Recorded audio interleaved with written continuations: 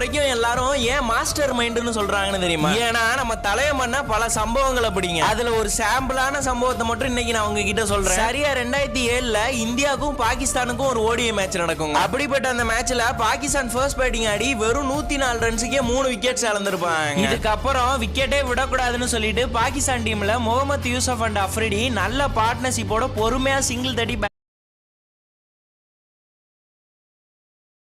ஆடிட்டு இருப்பாங்க. அப்போ அந்த சமயத்துல நம்ம இந்தியா டீம் கேப்டனா இருந்த நம்ம தல தோனி இவங்க 2 பேர்ல யாராச்சும் ஒரு ஆளோட விக்கெட்டை கண்டிப்பா தூக்கணும்னு சொல்லிட்டு சம்பந்தமே இல்லாம சச்சின் டெண்டுல்கருக்கு ஒரு ஓவர் கொடுப்பாருங்க. அந்த டயத்துல இவங்க 2 பேருமே சும்மாவே அடிப்பானுங்க. இப்போ போய் சச்சின் டெண்டுல்கர் ஓவர் கொடுக்கறாருன்னு தான் எல்லாருமே நினைச்சிருப்பாங்க. அப்படி அவங்க நினைச்ச மாதிரி தான் சச்சின் டெண்டுல்கர் போட்ட ஃபர்ஸ்ட் பால்ல நடந்துச்சுங்க. ஏன்னா ஃபர்ஸ்ட் பால்ல அஃப்ரிடி தூக்கி ஒரு 4 அடிச்சிருவாருங்க. இதுக்கப்புறம் அடுத்த பால்ல என்ன ஆகும்னா நம்ம சச்சின் டெண்டுல்கர் ஓடியாந்து பந்தை ரிலீஸ் பண்றதுக்கு முன்னாடியே நம்ம தல தோனி ஆஃப் சைட்ல அவரோட கையை ஒரு சிக்னல் காமிப்பாருங்க. அப்போ அந்த சிக்னலை நோட் பண்ண நம்ம லெஜெண்ட் சச்சினும் அந்த சிக்னலுக்கு ஏத்த மாதிரி பந்தை தூக்கி போடுவாரு. பிறகு என்னாச்சுங்கிறத நீங்களே பாருங்க.